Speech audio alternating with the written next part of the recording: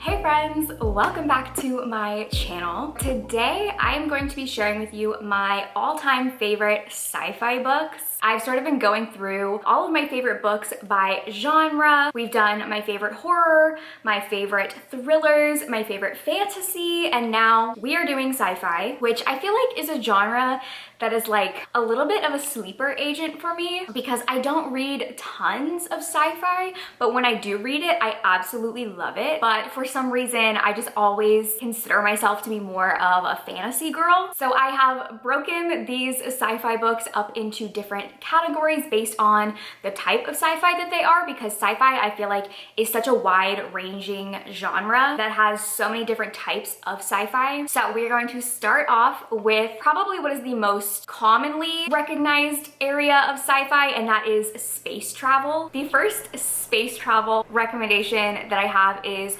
Project Hail Mary by Andy Weir. This is probably one of my top favorite sci-fi books. This book follows a man who wakes up on a spaceship and has no memories of how he got there, but his fellow crew members are dead and he's the only one left alive on the ship, and he finds out that he was on some sort of mission to save humanity. This book was so amazing. I literally binged it in an entire night. I started it just thinking I would read like the first couple of chapters, and then I stayed up all night to finish it. This book has a sci-fi trope that I love. It has one of my favorite friendships in a book. I was obsessed with a friendship that blooms throughout this book and is kind of the central relationship of the story. It was just so amazing. The next one that I have is The First Sister by Lyndon A. Lewis.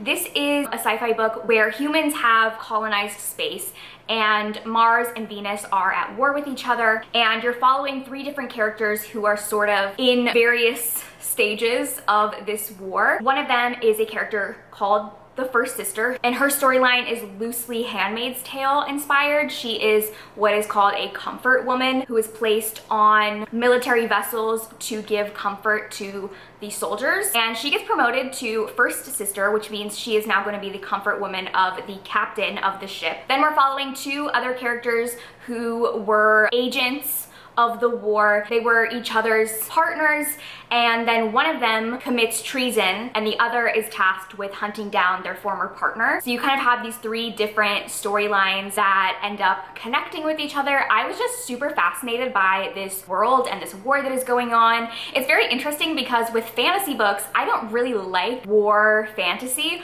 but for some reason, war sci-fi I love. Doesn't make sense to me, but I loved this book. I love the characters. This has a lot of queer representation, a sapphic romance, a non-binary main character, and it was just a lot of fun. Next up, I have an old favorite, but that is The Long Way to a Small Angry Planet by Becky Chambers.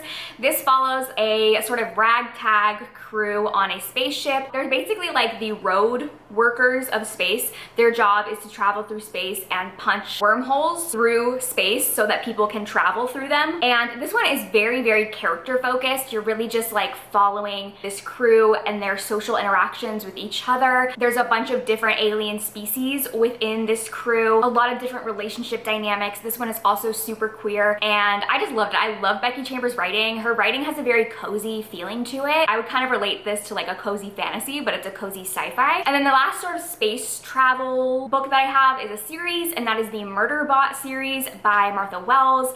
This is a series following robots who are called murderbots. And so murderbots are basically like there to handle any of the jobs that are too dangerous for humans to do. And the main character in this murderbot becomes sentient and aware and is able to deprogram the government control in their system. And the whole series, you're basically just following Murderbot around as it is stuck with cleaning up people's messes when all it really wants to do is just watch reality TV and be left alone. I love this series so much. I binged it, and it was just like the perfect, comforting, amazing series, and Murderbot has become one of my all-time favorite characters. Okay, next up we have dystopian sci-fi. These are all sci-fi books that are ones following the events after Earth has ended. Earth has collapsed in some way. Our society has collapsed. the planet has collapsed and humans have had to create an entirely new society and government. So first up, we have The World Gives Way, which is one of my favorite books that I've read this year. This one is technically a space travel sci-fi. However, it feels much less space travel because this is following humans hundreds of years after Earth has become uninhabitable, and the remaining humans left have boarded this giant spaceship to travel hundreds and hundreds of years to a new planet. The reason that I say this doesn't feel as space travel is because the spaceship was designed specifically to resemble Earth. So it has different ecosystems, it has an ocean, it has mountain ranges inside of it, it has cities. So it doesn't feel space travel-y, it feels more like you're on this other planet. And we're following a main character who was a contract worker. She, by mistake, discovers this shocking information that the ship is breaking down. And she's also tasked with protecting a baby. This book was just so amazing. I loved it so much. I have an entire vlog where I read this book. The next one is Station 11 by Emily St. John Mandel. This takes place on Earth after a flu-like virus spread around and a lot of people ended up dying. And you're following a Shakespeare troupe who is traveling around all of the communities that have flourished and popped up in the new world. This is a very quiet sci-fi. It's very character focused. One of the things that I loved about it so much was you kind of follow all of these different threads of characters and how they intersect with each other. People just like having very passing interactions, and you're like following all of these different threads between the characters. That is so fascinating, and the writing is just beautiful. And then the last dystopian one that I have on here is An Unkindness of Ghosts. This book is somewhat similar in premise to The World Gives Way, but it feels much more space travel than that book. So this one, you're also following humans who are on a spaceship after Earth has collapsed, and they've created an entirely new social hierarchy on this ship. It very much reminds me of the movie Snowpiercer, except that one's on a train. But that one, you have, you know, the very rich people at the front of the train, and as you get towards the back of the train, the conditions are so much worse. And that is very similar to what the spaceship is like. The top of the spaceship is the very rich, the extravagance, where everyone has food all the time and amazing living spaces. And then as you get towards the bottom of the ship, that is where people are living like on top of each other. They barely have food. They have to ration everything. And you're following this main character who, after finding their mom's journals, they discover this secret about the ship. I don't know if I said it's by River Solomon, who is an author that I love, and I feel like is able to put in so much social commentary into their sci-fi books. Okay, next up we have time travel. I only have one time travel book rec, and you can probably guess what it is, and that is This Is How You Lose a Time War by Amal El-Mohtar and Max Gladstone. This one, it follows two rival time agents from alternate futures who are sending agents back in time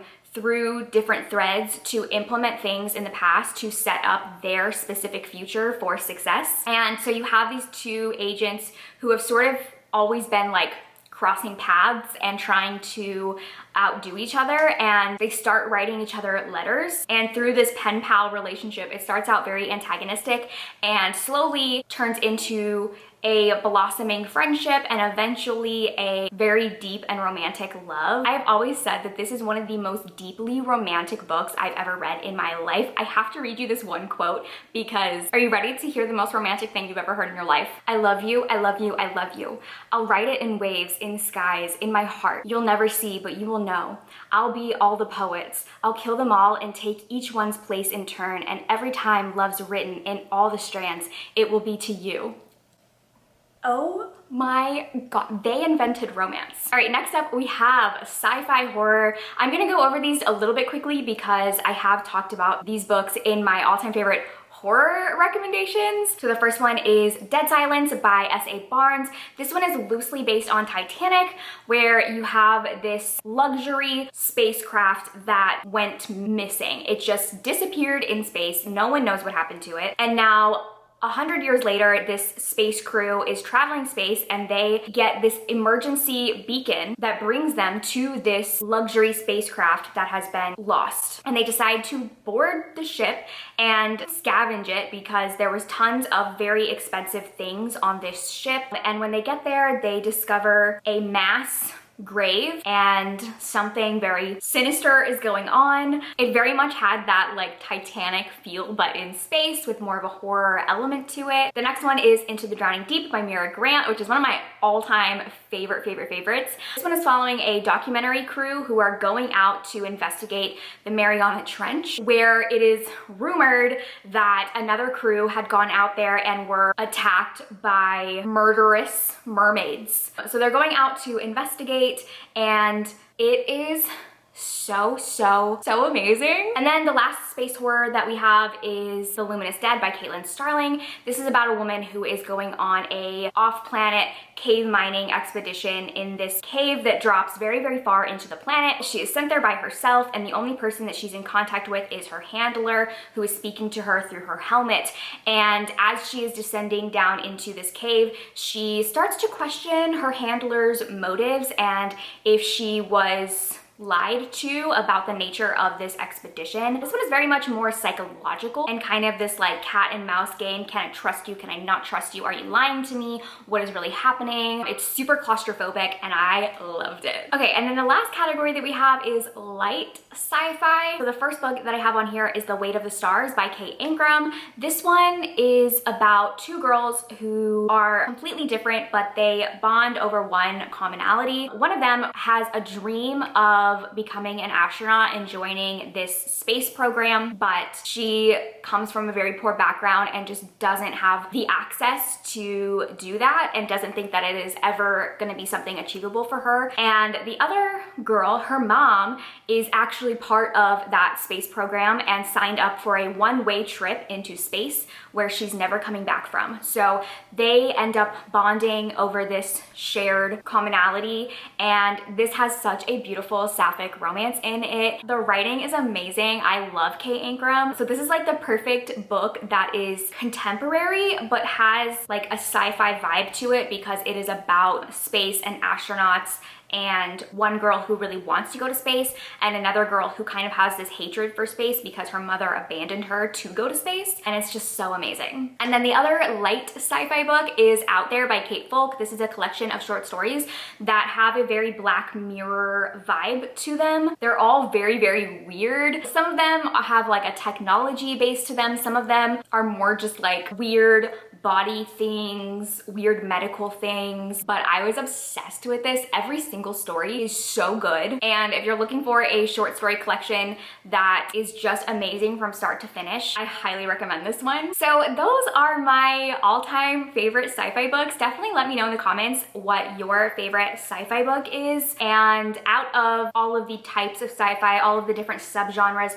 what kind of sci-fi is your favorite? I do think that I am like the most partial to space travel and more dystopian sci-fi. I really want to try to explore more sci-fi subgenres that I just don't read that often. Thank you guys for watching. If you liked this video, please like and subscribe, and consider checking out my Patreon, where I post tons of exclusive content like weekly reading sprints, exclusive readathons. We have a monthly book club and discussion, private Discord server, and tons of exclusive videos you can only find on Patreon. I would love to have you join us over there. In the month of June, we are actually doing a very exciting readathon that is kind of based on Candyland. I created this whole Candyland themed game board with tons of challenges, and it's gonna be so exciting and fun, and that is available to all tiers. So if you would like to participate in that readathon, now would be the time to join. I will see you guys in my next video. Bye!